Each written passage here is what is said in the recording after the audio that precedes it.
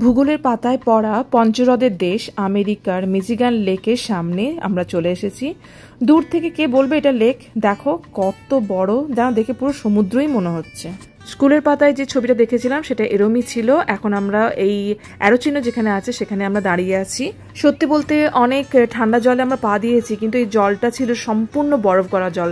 তো এই হিস্ট্রিটা সত্যি এরকমই, যখন হাজার হাজার বছর আগে আমেরিকার উত্তরখণ্ডে পুরো বরফের যুগ চলছিল, সেই সময় তখনই এই হিমবাহ গলে গিয়ে এই বড় বড় 5টা যে হ্রদ সেগুলো তৈরি হয়েছে।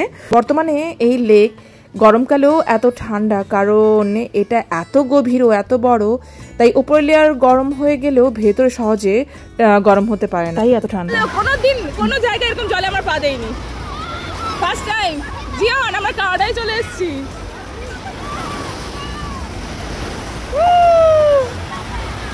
ওকে, আমরা গ্যালভাস্টনে গরম জলে স্নান করতাম, রাইট? বিচে আমরা গ্যালভাস্টনে টেক্সাসে গরম জলে স্নান করতাম। গ্যালভাস্টন মানে টেক্সাস, অর্থাৎ আমেরিকার সাউথের দিকে। তো সেখানে বেশ গরম, তাই গরমকালে জল এতটাই গরম হয়ে যায় তো যেন মনে হয় আমাদের দেশের জলেই স্নান করছি। এই লেকটা করবি এখন জুন মাসে লেকটা এরকম। সোনা, উইন্টারে কি হবে? হ্যাঁ, আইস হয়ে যাবে। তাহলে কি হবে? আমরা কোনোদিন স্নান করতে পারবো না এই লেকটায়। আটা পুরো ফ্রিজ হয়ে গেছে, সোনার পা পুরো লাল হয়ে গেছে। গরমকালে পা লাল হলে ঠান্ডাকালে কি হবে? নতুন একটা অভিজ্ঞতা, রিয়েলি। একদিন গরম জায়গা থেকেছি, এবার ঠান্ডার জায়গার অভিজ্ঞতা। লাইফে সব চাই, রাইট? লাইফে সব চাই। দেখো বালির মধ্যে পুরো ছোট ছোট ঝিনুকে ভর্তি। সে আমার দীঘার কথা মনে পড়ে যাচ্ছিল যে এইগুলো দিয়ে হার, মালা, ব্রেসলেট কত কিছু তৈরি হতো বলো। তো সেই রকম সাইজে এই ঝিনুকগুলো, এরা বালিটাই এনেছে এরকম, বুঝতে পারছো? কি সুন্দর লাগছে কালারটা। তো এবার আমাদের বাড়ি ফেরার পালা। তো সেদিনকে দেখছি এই লেকের চারপাশে মানুষের ভিড় বেশ ভালোই আছে। সবসময় যখনই যত 2-3 বার এসেছি, যখনই কিছু না কিছু দেখেছি, কিছু না কিছু প্রোগ্রাম বা ফেস্টিভ্যাল চলতেই আছে।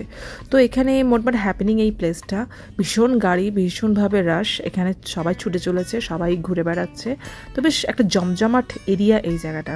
ইউএসএ নর্থ মানে এখানে বেশি দিন ঠান্ডার ব্যাপার বলে এখানে গরম পড়ার সঙ্গে সঙ্গে বাইরেই সবাই যতটা পারে এনজয় করে নেয়।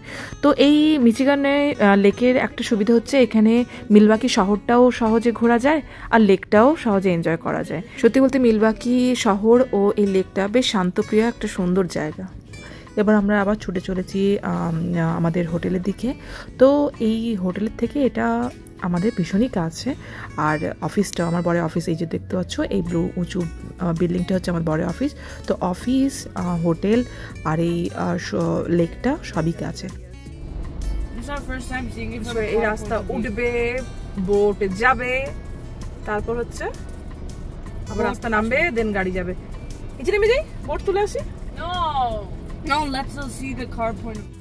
তো ফাস্ট ফরওয়ার্ড করে তোমাদেরকে রাস্তা দেখিয়ে দিচ্ছি যে কিরম করে একটা সুস্থ স্বাভাবিক রাস্তা কেমন করে উঠে যাচ্ছে কেটে, তারপর আবার জাহাজ বা যা কিছু চলে যাবে, বোটগুলো চলে যাওয়ার পর রাস্তাটা আবার সুন্দরভাবে নেমে যাবে। তো দূর থেকে বোঝার উপায় নেই, তো সামনে থেকে এসে ফাস্ট ফরওয়ার্ড করে তোমাদের বোঝালাম যে কিরম করে রাস্তাটা আবার নর্মাল হয়ে গেলে পুরো বোঝা যায় না যে ওখান দিয়ে গাড়ি চলে বলে। তো যাই হোক, শহরের বুকে এসে অনেক কিছুই নতুন নতুন জিনিস দেখলাম, তাই তোমাদের সঙ্গে শেয়ার করলাম। এখানেই আমাদের পার্কিংয়ের জায়গা। তো আমরা পার্কিং করে এবার হোটেলে আস্তে আস্তে করে ঢুকে যাব।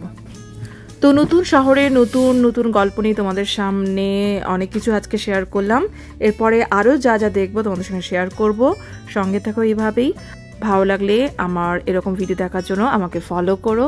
চলো আজকে রাখছি এতটাই। রাস্তা উঠে গেছে, এবার আমাদের যেতে হবে। দেখো রাস্তাটা পুরো সমান হয়ে গেল, বোঝার উপায় নেই যে রাস্তাটা একটু আগে এতটা উঠে গেছিল। চলো এখানে রাখছি, দেখা হবে পরে ভিডিওতে। ভালো থেকো।